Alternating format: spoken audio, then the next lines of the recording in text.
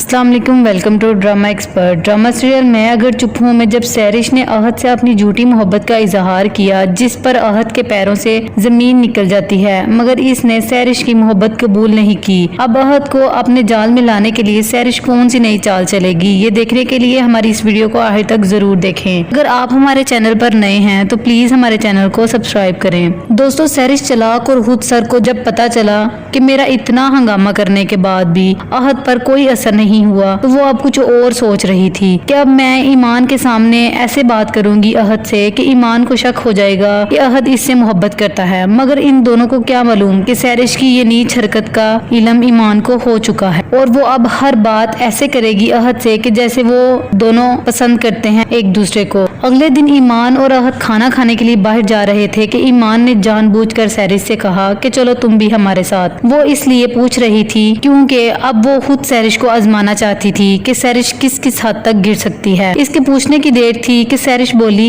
अहद का तो मूड ठीक नहीं, वो बाहर कैसे जा सकते हैं। इस पर ईमान ने फौरन जवाब दिया कि सैरिश, तुम्हें कब से फिक्र होने लगी अहद के मूड की? मैंने तुमसे पूछा है, अगर तुमने चलना है तो चलो। इस पर सैरिश ईमान और अहद के दरमियान कबाब में हड्डी बनने के लिए कहती है कि ओके, मैं चलूंगी। वहाँ जाकर सैरिश का सारा ध्यान अहद की तरफ होता है। वो हर बात में अहद को इन्वॉल्व करती थी कि अब की बार बोली तो कहती है कि लगता है अहद को मेरा आना यहाँ पसंद नहीं आया। इसकी ये बात सुनकर ईमान बोली कि सैरिश, इस बात का अंदाजा तुमने कैसे लगाया? तो वो फौरन अहद की आंखों में आंखें डालकर बोली कि अहद की आंखों से साफ जाहिर हो रहा है कि उन्हें मेरा आना अच्छा नहीं लगा। अहद ने सैरिश को जवाब दिया कि सैरिश, तुम बहुत फजूल अंदाजे लगा रही हो, ऐसी कोई बात नहीं है। सैरिश कहने लगी कि आपी, देखा मैंने कहा था ना अहद का मूड अच्छा नहीं, मगर आप फिर भी मुझे अपने साथ ले आई। इस पर ईमान तंजिया मुस्कुराते हुए कहती है, हाँ सैरिश, तुम तो कह रही थी, मगर मैंने सोचा कि अगर तुम साथ होगी तो अहद का मूड अच्छा हो जाएगा। क्यों अहद, मैं ठीक कह रही हूँ ना? इसकी ये बात सुनकर दोनों हैरान हो जाते हैं कि ईमान क्यों ऐसी बात कर रही है कि जैसे इसको इस बात का पता चल गया हो। तो दोस्तों, अब होगा इन दोनों का इम्तिहान, क्योंकि ईमान को ज़ीशान ने सारी हकीकत बता दी थी कि सैरिश अहद से अपनी मोहब्बत का इजहार करती फिर रही थी और हो सकता है कि अहद भी इसके साथ हो।